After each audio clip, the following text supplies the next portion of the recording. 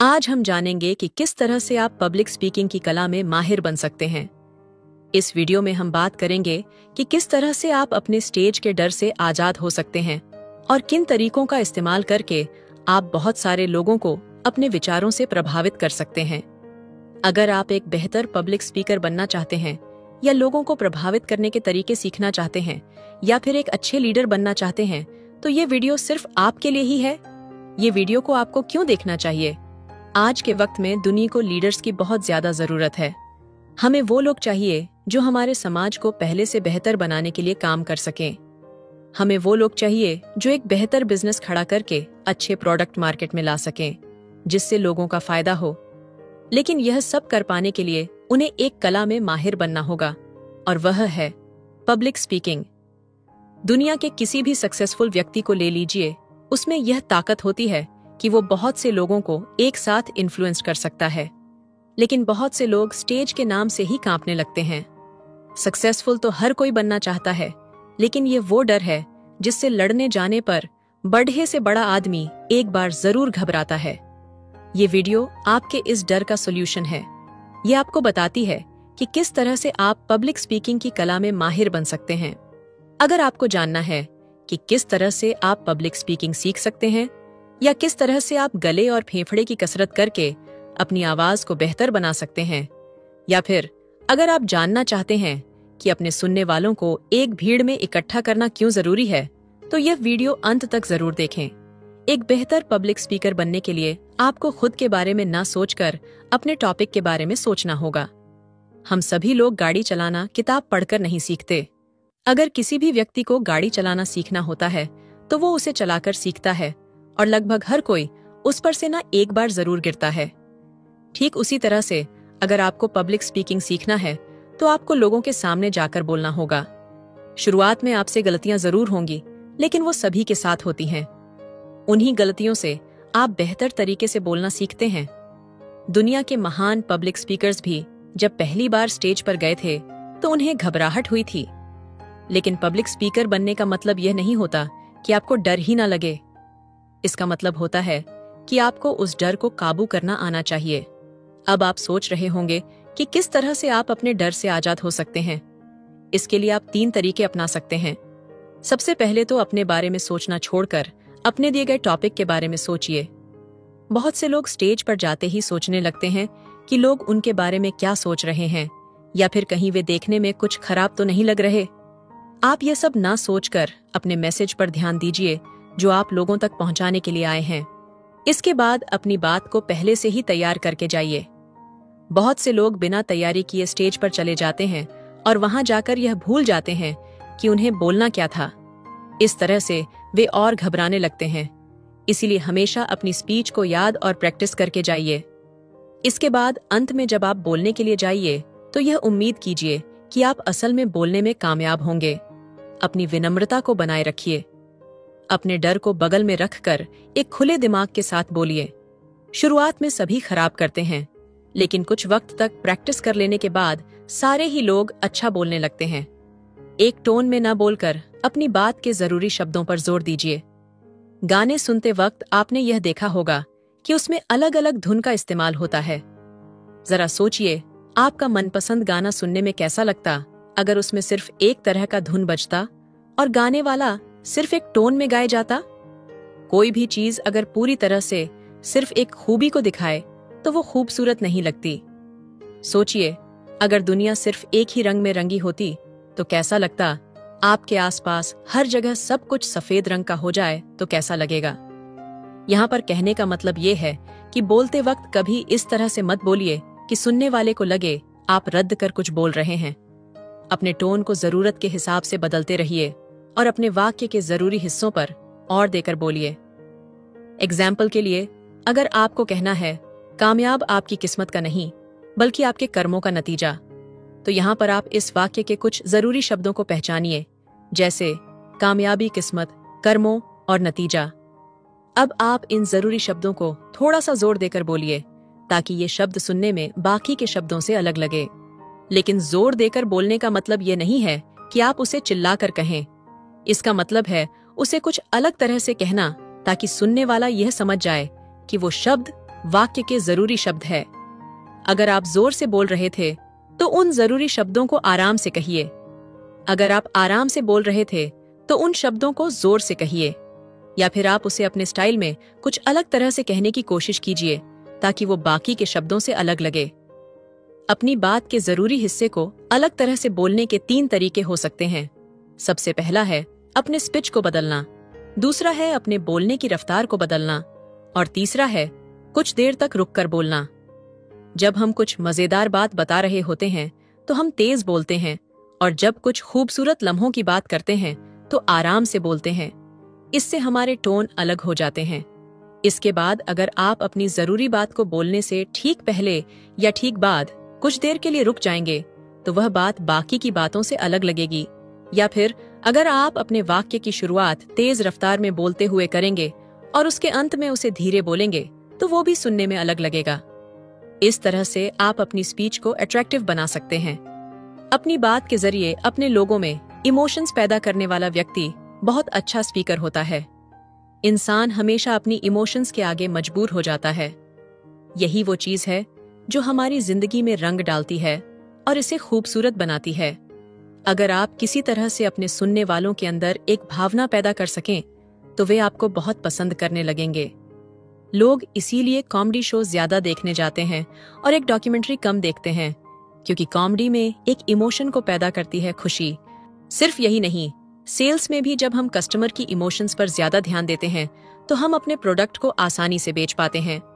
लोग नया आईफोन इसलिए नहीं खरीदते क्योंकि वो अच्छा है। आईफोन ऐसा कोई भी फीचर नहीं देता जो सैमसंग या ओप्पो या वीवो नहीं देते। लेकिन अगर आपके सामने आईफोन और दूसरे स्मार्टफोन्स रख दिए जाएं, तो पॉसिबिलिटी ज्यादा है कि आप आईफोन को चुनेंगे। क्यों? क्योंकि लोगों को लगता है कि उसे इस्तेमाल करने से उनका सोशल स्टेटस बढ़ जाता है। इमोशंस हमारी जिंदगी को चलाती हैं, इसलिए अगर आप किसी तरह से इमोशंस पर काबू पा लें तो आप लोगों के दिलों पर काबू पा सकते हैं। किस तरह से आप लोगों में इमोशन पैदा कर सकते हैं? आसान शब्दों में, प्रैक्टिस करके आप जिस भी टॉपिक पर बोल रहे हैं, आपको उसके अंदर पूरी तरह से घुसना होगा। उसे अपनी आत्मा में बसा लीजिए और उसमें पूरी तरह से उतर जाइए। जब एक्टर्स अपने रोल की तैयारी करते हैं तो वे उसमें इमोशंस पैदा करने के लिए पूरी तरह से कैरेक्टर में उतर जाते हैं। शूटिंग से कुछ घंटे पहले से ही वे खुद को एक कमरे में बंद कर लेते हैं और सिर्फ एक सीन के लिए प्रैक्टिस करते रहते हैं। इस तरह से वे देखने वालों के अंदर इमोशंस पैदा कर पाते हैं और उनका दिल जीत पाते हैं। अगर आपको भी ऐसा करना है तो आपको भी अपने टॉपिक को अच्छे से तैयार करना होगा। बोलने के साथ ही आपको अपने गेस्चर्स पर भी ध्यान देना होगा। जेस्चर्स का मतलब होता है बोलते वक्त अपने हाथ और अपने शरीर को अपनी स्पीच के हिसाब से हिलाना। ये वह इशारे होते हैं जिसे देखकर लोग आपकी बात को अच्छे से समझ पाते हैं। इसमें माहिर बनने के लिए भी आपको प्रैक्टिस की जरूरत होगी।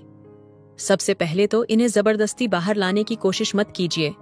जेस्चर्स आपके अंदर से अपने आप निकलने चाहिए, और अगर आप जबरदस्ती इसे बाहर निकालने की कोशिश करेंगे तो लोगों को तुरंत पता लग जाएगा कि वो नकली है। लेकिन इसका मतलब ये नहीं है कि आप उसे प्रैक्टिस नहीं कर सकते। जेस्चर्स को बेहतर बनाने के लिए आप उसे बार बार प्रैक्टिस कर सकते हैं। ये जरूरी नहीं है कि आप हर एक जेस्चर्स को एक ही तरीके से प्रैक्टिस करें और हर बार उसे उसी तरह से इस्तेमाल करें। कभी कभी यह संभव भी नहीं होता। ये आपके अंदर से समय समय पर अपने आप निकलने चाहिए। आप अगर एक होनहार स्पीकर को एक ही स्पीच 2 बार देते हुए सुनिए तो आप ये देखेंगे कि उनके जेस्चर्स बदलते रहते हैं। इसके बाद आपको ये ध्यान देना होगा कि आपके अंदर से जो जेस्चर्स निकल रहे हैं वो आपकी स्पीच और आपके टोन के साथ मैच खा रहे हैं या नहीं। बहुत बार हम ऐसे जेस्चर्स कर देते हैं जो कि बहुत खराब लगते हैं। इसके लिए आप शीशे में देखकर उसे प्रैक्टिस कर सकते हैं। आप यह देखिए कि कौन से जेस्चर्स अच्छे लग रहे हैं, किसे सुधारा जा सकता है और किसे आपको निकालने की जरूरत है। समय के साथ आपको इसकी आदत पड़ जाएगी और आप इसे बेहतर तरीके से कर पाएंगे। यहाँ पर सबसे जरूरी बात यह है कि वे जेस्चर्स आपके अंदर से नेचुरल रूप से निकलने चाहिए। नकली गेस्चर का इस्तेमाल करना बिल्कुल वैसा ही है जैसे अपने बगीचे के सूखे हुए पौधों को हरे रंग से रंग देना। आप इसकी जितनी ज्यादा प्रैक्टिस करेंगे आपके लिए यह उतना आसान हो जाएगा। इसके अलावा बहुत ज्यादा जेस्चर्स करने से लोगों का ध्यान भटकने लगता है। ये याद रखिए कि आप अपने हाथों को या अपने शरीर को हद से ज्यादा मत हिलाइए। साथ ही अपने चेहरे के हाव भाव पर भी ध्यान दीजिए। अपनी आवाज को अच्छा बनाने के लिए अपने गले और फेफड़ों का ख्याल रखिए। जब हम बोलते हैं तो हमारे फेफड़ों से हवा हमारे गले तक जाती है, जिससे कि आवाज बाहर निकलती है। दूसरे शब्दों में, हम जब बोलते हैं तो हमारे फेफड़ों पर प्रेशर पड़ता है और ज्यादा जोर से काफी देर तक बोलते रहने पर सीने में दर्द हो सकता है। इसलिए यह जरूरी है कि आप अपने फेफड़ों का और अपनी सेहत का अच्छा ख्याल रखें। लेखक एक ऐसे पब्लिक स्पीकर को जानते थे जो बोलने की प्रैक्टिस भागते हुए करता था। इससे उसके फेफड़ों में ज्यादा हवा जाती थी और उसकी कसरत होती थी, जिससे कि स्टेज पर वो लंबे समय तक बोल पाता था।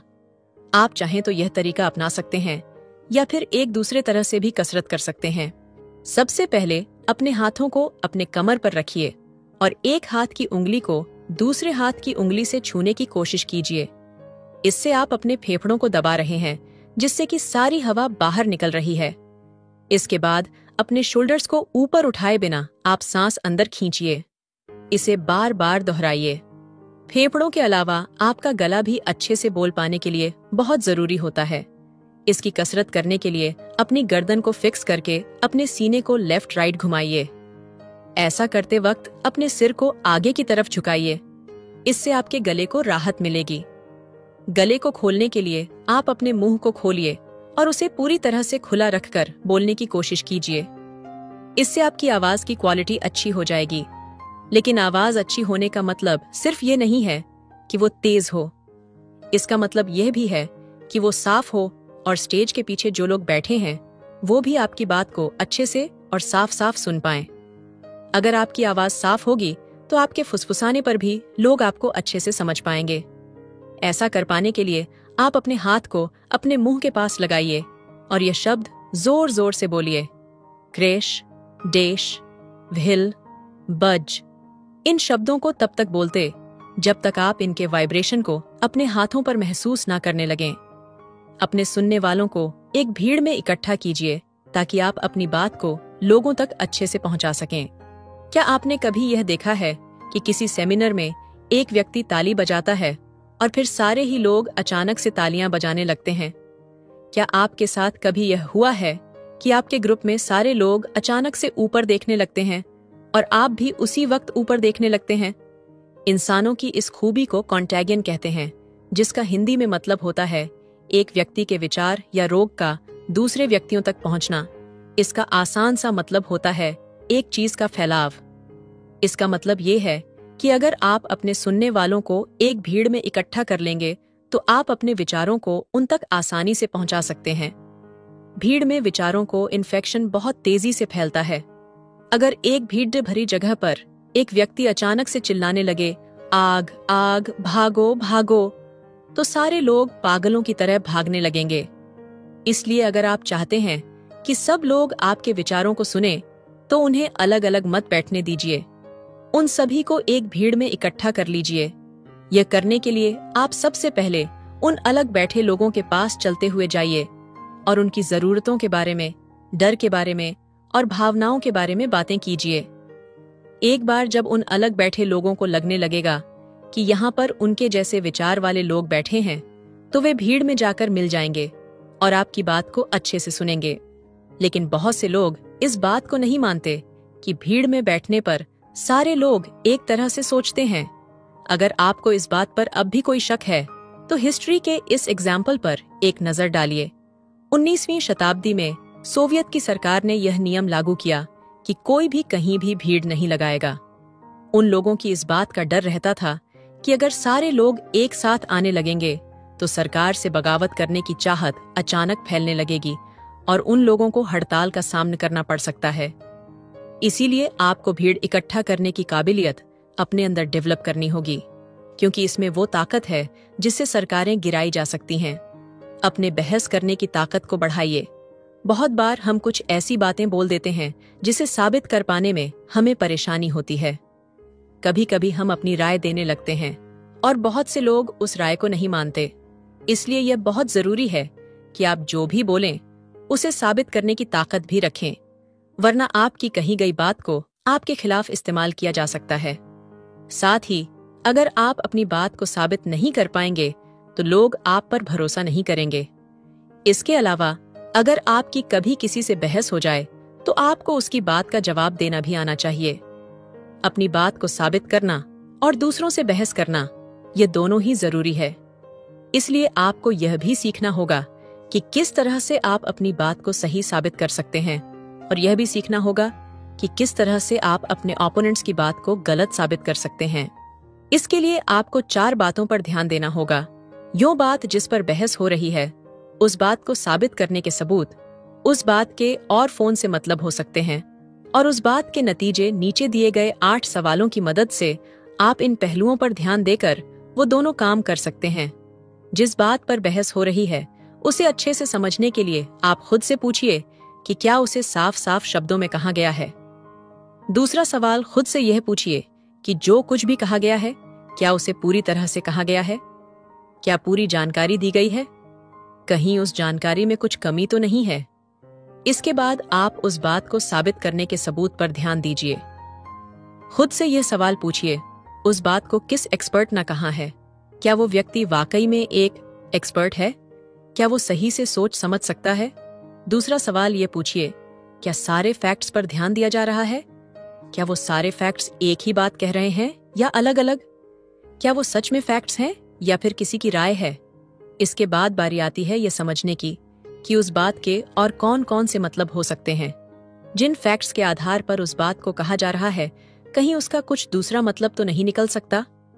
दूसरा सवाल यह कि आप जो बात कह रहे हैं उसे गलत साबित करने के लिए कौन कौन सी बात कही जा सकती है। इसके बाद अंत में आता है कही गई बात के नतीजे क्या हो सकते हैं। इसमें आप खुद से यह पुष्टि की, कहीं आपने कुछ ऐसा तो नहीं कहा है जो सबूतों पर आधारित नहीं है। और दूसरा सवाल यह कि क्या सारे सबूत एक ही बात की तरफ इशारा कर रहे हैं। अपने सुनने वालों को एक कहानी सुनाइए ताकि वे इमेजिनेशन कर सकें। ज्यादातर लोगों को जानकारी, नंबर्स और स्टैटिस्टिक्स नहीं पसंद हैं। लोगों को यह जानने में बिल्कुल मजा नहीं आता कि पिछले 10 सालों में सिगरेट या शराब पीने से कितने लोगों की मौत हुई। अगर आप अपने टॉपिक में बहुत सी जानकारी डाल देंगे तो वो एकदम सूखी हुई लगेगी। उसमें रस भरने के लिए आपको उसे मजेदार बनाना होगा। किसी भी चीज को मजेदार बनाने के लिए कहानियों का इस्तेमाल कीजिए। कहानियां सुनने पर हम इमेजिनेशन करने लगते हैं, हम अपने दिमाग में अलग अलग जगहों पर जाने लगते हैं, और इस तरह से हम बोलने वाले की बात को कुछ ज्यादा ध्यान से सुनते हैं। इसलिए अगर आप अपनी उसी बात में एक शराबी की कहानी के जरिए लोगों को इससे होने वाले नुकसान के बारे में बताएंगे तो लोग उसे कुछ ज्यादा अच्छे से सुनेंगे। आप उनसे बताइए कि किस तरह से वो व्यक्ति रोज शराब पीकर अपनी पत्नी से झगड़ा करता था, अपने बच्चों को मारता था। इस तरह की कहानियां लोगों की भावनाओं के साथ खेलती हैं और उन्हें आपसे चिपका कर रखती हैं। इसके बाद आप खुद भी अपनी इमेजिनेशन का इस्तेमाल कीजिए। अपनी स्पीच को तैयार करते वक्त यह कल्पना कीजिए कि आपके सामने बहुत से लोग आपको सुनने के लिए बैठे हैं और वे आपको सुन रहे हैं।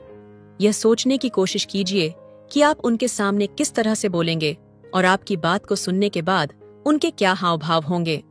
जब आप अपने दिमाग में अपने सुनने वालों को साफ साफ अपने सामने देखने लगें तो यह इमेजिन कीजिए कि आप उनके सामने बोलने पर कौन से जेस्चर्स का इस्तेमाल करेंगे। ये सोचिए कि उस जेस्चर्स का आपके सुनने वालों पर क्या असर होगा, किस तरह से आप अपने वाक्यों को कहेंगे। पब्लिक स्पीकिंग का काम भी एक कवि या राइटर के काम की तरह होता है। अगर आप अपनी बात के जरिए लोगों के दिमाग में पिक्चर बना सकते हैं तो आप भी एक अच्छे पब्लिक स्पीकर बन सकते हैं। हर कला की तरह पब्लिक स्पीकिंग की कला को भी प्रैक्टिस करके सीखा जा सकता है। स्टेज पर जाने से पहले अपने टॉपिक को अच्छे से तैयार कीजिए और साथ ही अपनी सेहत का अच्छा ख्याल रखिए ताकि आप लंबे समय तक अच्छे से बोल सकें। अपनी बात के जरिए लोगों में इमोशंस पैदा करने की कोशिश कीजिए। हर रोज अच्छे से प्रैक्टिस करके आप इसमें बेहतर बन सकते हैं। अपने शब्दों के ज्ञान को बढ़ाइए। अगर आपके पास इस्तेमाल करने के लिए बहुत सारे शब्द होंगे तो आपकी स्पीच पहले से बेहतर होगी। इससे आप अपने थॉट्स को बेहतर तरीके से समझा पाएंगे। इसीलिए अब से अगर आप कोई किताब पढ़ें तो उसमें आने वाले उन शब्दों को नोट कर लीजिए जो आपके लिए नए हैं और फिर उन्हें अपनी स्पीच में इस्तेमाल कीजिए। तो दोस्तों, आपको आज का यह the art of public speaking audio book कैसा लगा? दोस्तों, क्या आपको भी सपना है एक बेहतरीन पब्लिक स्पीकर बनना है? अगर आपके मन में कुछ सवाल या सुझाव है तो मुझे नीचे कमेंट करके जरूर बताएं। आपका बहुमूल्य समय देने के लिए दिल से धन्यवाद। Wish you all the very best.